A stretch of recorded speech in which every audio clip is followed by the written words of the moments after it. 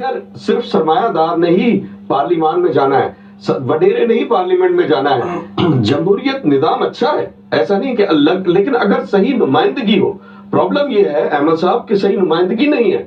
جو وڈیرا ہے وہ ووٹ خرید لیتا ہے, سرمایہ دار ووٹ خرید لیتا ہے, برادریوں کی نمائندگی ہے, عوام کی نمائندگی نہیں ہے.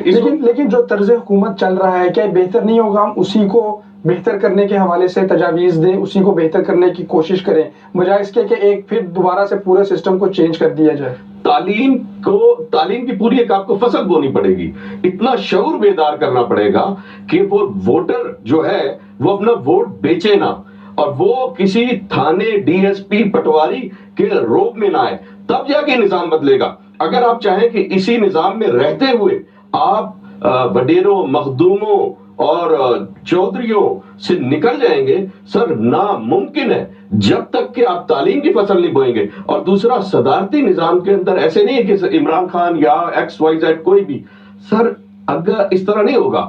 اس کا ایک پورا سسٹم ہے, اس کا یا تو ریفرنڈم کروایا جائے یا پورا ایک پروسیس ہے اس کو لانے کا. سب سے جو اہم چیز ہے کہ اگر کرپشن اور اسی طرح کرپٹ نمائندگان آتے رہے, عوام ساری کرپٹ نہیں ہے بھائی, مزدور ہیں, محنت کش ہیں, دکاندار ہیں, کاروباری لوگ ہیں, وہ ٹیکس بھی پے کرنا چاہتے ہیں. لیکن اگر انہی کا ووٹ دیا ہوا نمائندہ اس پر کرپشن کے وہ الزامات لگتے ہیں, وہ کہتے ہیں یہ شخص وہ ہے جو ہم سے ووٹ مانگنے آیا تھا, یہ 5 سال بعد وہی شخص ہے.